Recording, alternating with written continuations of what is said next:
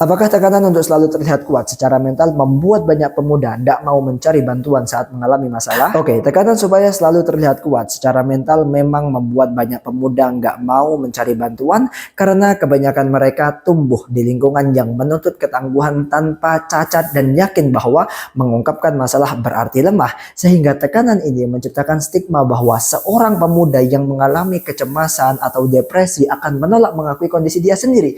Kenapa? Karena takut dianggap rapuh, takut dianggap lemah dan juga lain sebagainya. Sehingga ia lebih memilih diam daripada meminta pertolongan. Dan perlu diingat bahwa tingkat kebutuhan bantuan psikologis pada pemuda saat ini sangat tinggi. Tapi yang mencari bantuan sangat sedikit, apalagi laki-laki muda yang dibesarkan dengan norma jangan cengeng, harus tahan banting, atau masalah itu harus ditelan sendiri.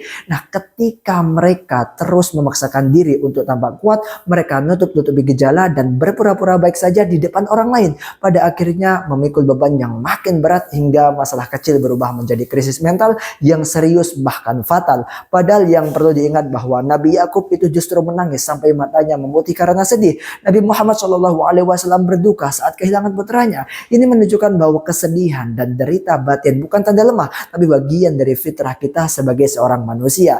Dan perlu diketahui bahwa Islam memerintahkan tolong menolong dalam kebaikan. Artinya ada masa ketika seseorang mukmin harus menerima pertolongan. Maka ketika seorang pemuda menahan diri untuk tidak mencari bantuan demi menjaga image, sebenarnya dia sedang menempatkan dirinya dalam bahaya, kemudian memikul beban yang tidak selayaknya dia itu tanggung sendirian dan mempertahankan standar sosial yang itu sebenarnya keliru. Karena itu saya harus sampaikan kalau tekanan untuk selalu terlihat kuat secara mental adalah salah satu penyebab utama mengapa banyak pemuda tidak mau mencari bantuan, dan tekanan ini sangat berbahaya baik dari sisi psikologi pribadi maupun agama. Nah, seperti itu. Terima kasih, saya Din Madani. Kalau suka jangan lupa follow dan sebarkan biar manfaatnya semakin meluas. Diskusi di kolom komentar.